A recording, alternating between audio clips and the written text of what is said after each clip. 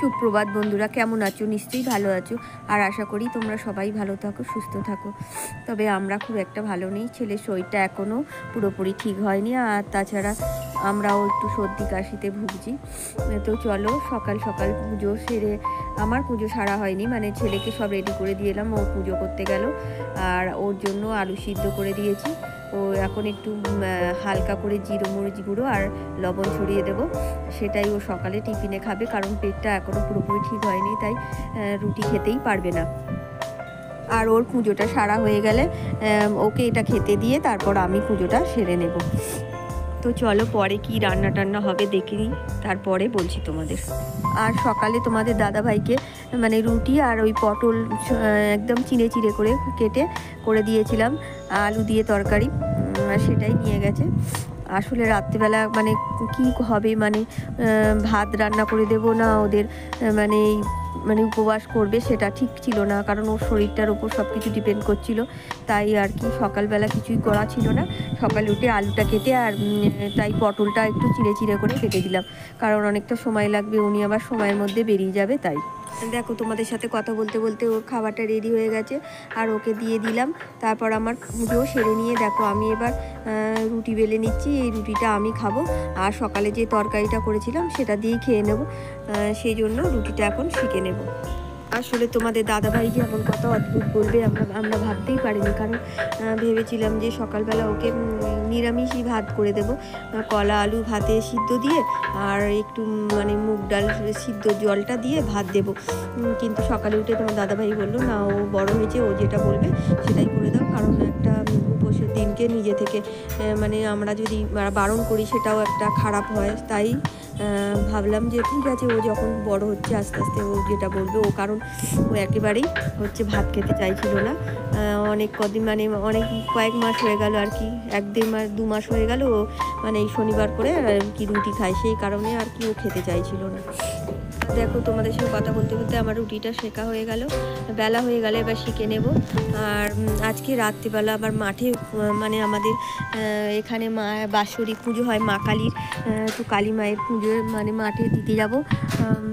তো একটু প্রসাদ টোসাদ এনে দিয়েছে, ছেলেকে বললাম যে ওকে যেতে, কিন্তু ও হচ্ছে শরীরটা এতই দুর্বল, তাই ভাবছি ওকে জোর করবো না, ও যদি যেতে না চায় তো যাবে না, আমি আর তোমার দাদাভাই গিয়ে পুজোটা দিয়ে আসবো।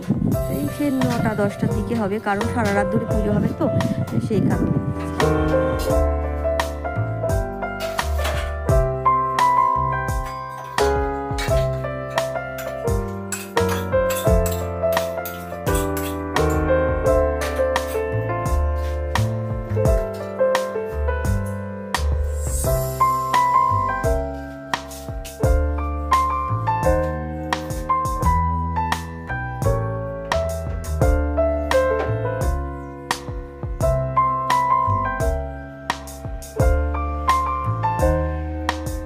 আর দেখো তোমার দাদাভাই সকালবেলা টিফিনে যে তরকারিটা নিয়ে গিয়েছিলো সেটাই আর কি ছিল আমার মতো, সেটা আমি দিয়ে রুটি খেয়ে নিলাম।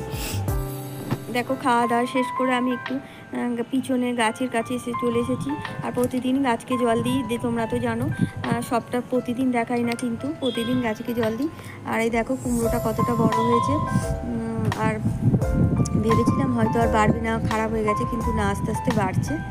তো দেখো বেগুন গাছে 2টো বেগুন হয়েছে, আমি সেগুলো তুলে নেব, আর অনেকগুলোই ধরেছে, মানে সবগুলো ছোট আছে এখনও, কদিন পর তুললে হবে, 2-1 দিন। আর এই দুটো যে তো তুলছি, যে দুটো সেগুলো আর কি হয়ে গেছে। আসলে কি বলো তো, বাজার থেকে তো কেনা হয়, গাছের মধ্যে কিছু হলে ভীষণ আনন্দ হয়, সেই জন্যই তোমাদের দেখালাম। আর দেখো সকাল সকাল আমার ঘর মোছা হয়ে গেছে, কারণ এখন গরম পড়েছে, তো খুব যত সকাল সকাল কাজগুলো করে নিলে না খুব ভালো লাগে, আর বেলার দিকে আর কোনো কাজ করতে ইচ্ছা হয় না, ফ্যানের তলায় ঘাম বেরিয়ে যায়, আর এমনি করলেই তো তাহলে কি অবস্থা হবে, সেই কারণে একটু সকাল সকাল সব কাজ করে নিতে চেষ্টা করি।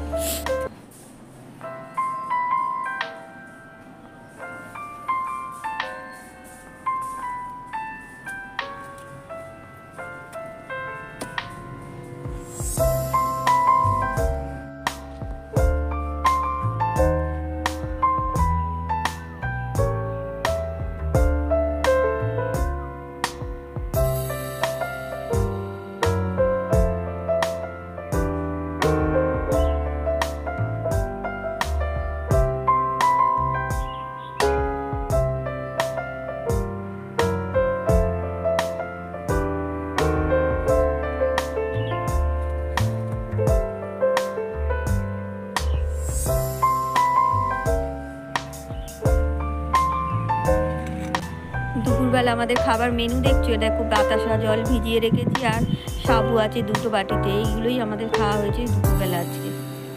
অফিস থেকে ফেরার পথে পুজোর ফল সন্দেশ এনেছে, কিন্তু ফুলের মালা সকালে শুকিয়ে যাবে তাই এখন নিয়ে আসলো। দেখো তখন প্রায় 10টা বাজে, আমি ডালাটা সাজিয়ে নিতে গেলাম আর বালতিতে করে জল নিয়ে এসেছি, সমস্ত ফলগুলো ধুয়ে নেব। আর এখন দেখো গুছিয়ে নিচ্ছি, আগে আতপ চাল দিলাম আর একটা বেলপাতা দেব, তারপর বেলপাতা দিয়ে এবার ফলগুলো একে একে ধুয়ে দিয়ে দেবো, কারণ গোটা ফল দেবো, কারণ সারা রাত ধরে পুজো হবে তো, তাই কেটে আর দেবো না, এভাবে গোটাই দিয়ে দেবো। আর সন্দেশের প্যাকেটটা দিয়ে দিলাম। আর এবার দেখো 2টো করে নিয়ে এসছে বাড়িতে ঠাকুরকে দেবো বলে পরের দিন সকালে, তো ওই জন্য আমি একটা করে রেখে দিচ্ছি আর একটা করে দিয়ে দিচ্ছি। আর যদিও আমটা নয়, শসা আর পেয়ারা 2টো করে এনেছিল, আর আঙুরটাও অনেকটা আছে, আম একটাই এনেছিল আর আপেলও একটা, তাই এগুলো আমি দিয়ে দিলাম ধুয়ে ধুয়ে। আমার সকল বন্ধুদের কাছে জানাই অসংখ্য ধন্যবাদ, আর যারা নতুন বন্ধু আছে তাদের কাছে রইল সাবস্ক্রাইব করার অনুরোধ, আর যারা পুরনো বন্ধু তারা ভিডিওটি দেখার অনুরোধ রইল। তোমরা যদি প্রতিদিন ভিডিওটি দেখো তাহলে আমি নতুন নতুন ভিডিও দেওয়ার অনুপ্রেরণা পাবো তোমাদের কাছ থেকে। আর দেখো আপেলের বোঁটাটা কাটার চেষ্টা করছিলাম, কিন্তু কিছুতেই মানে বোঁটাটা কাটতে পারছিলাম না, তাই ওই অবস্থায় দিয়ে দিলাম। আর ধূপ আর মোমবাতি নিয়ে যাব, কারণ 5টা মন্দির আছে, সব মন্দিরেও ধূপ মোমবাতি জেলে দেবো, তাই ধূপ মোমবাতি প্যাকেটটাও সঙ্গে করে নিয়ে নেবো। আর এবার মালাগুলো দেখো, মালা আছে 3টে, একটা হচ্ছে 108টা জবা ফুলের মালা, আর একটা আকন্দ ফুলের মালা, আর একটা হচ্ছে গন্ধরাজের মালা। আকন্দ মালাটা হচ্ছে শিব ঠাকুরের দেবে, আর একটা মানে গন্ধরাজের মালা আছে, কৃষ্ণ আছে, কৃষ্ণকে দেবে, আর মা কালীর গলায় তো জবা ফুলের মালাটা দেওয়া হবে।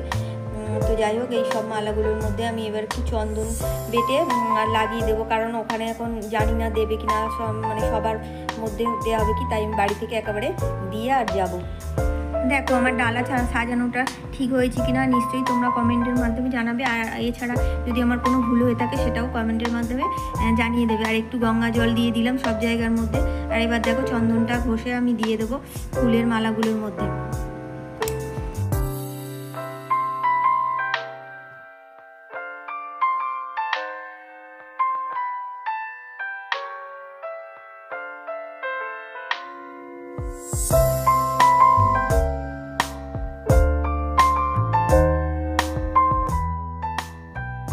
প্রায় 10:30 বাজে, যাচ্ছি, কারণ আর তোমার দাদাভাই সঙ্গে যাচ্ছে।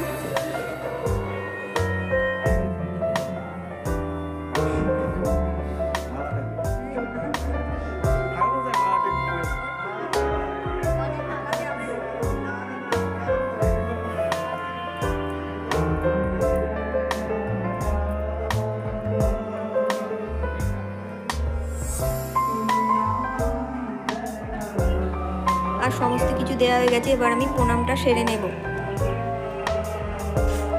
ডালা আসলে যেখানে কুপন কাটে চাঁদা নেয় সেখানেই জমা নিয়ে তো বন্ধুরা, আজকে আমি এভাবেই বিদায় নেব, অনেক রাত্রির হয়ে গেছে। কালকে আবার একটা নতুন ভিডিও নিয়ে তোমাদের কাছে হাজির হবো। ততক্ষণের জন্য তোমরা ভালো থেকে সুস্থ থেকো আর আনন্দে থেকো। দেখো তোমাদের দাদাভাইও নমস্কার করে নিল, আর এবার আমরা ধূপ মোমবাতি দিয়ে বাড়িতে ফিরে আসবো।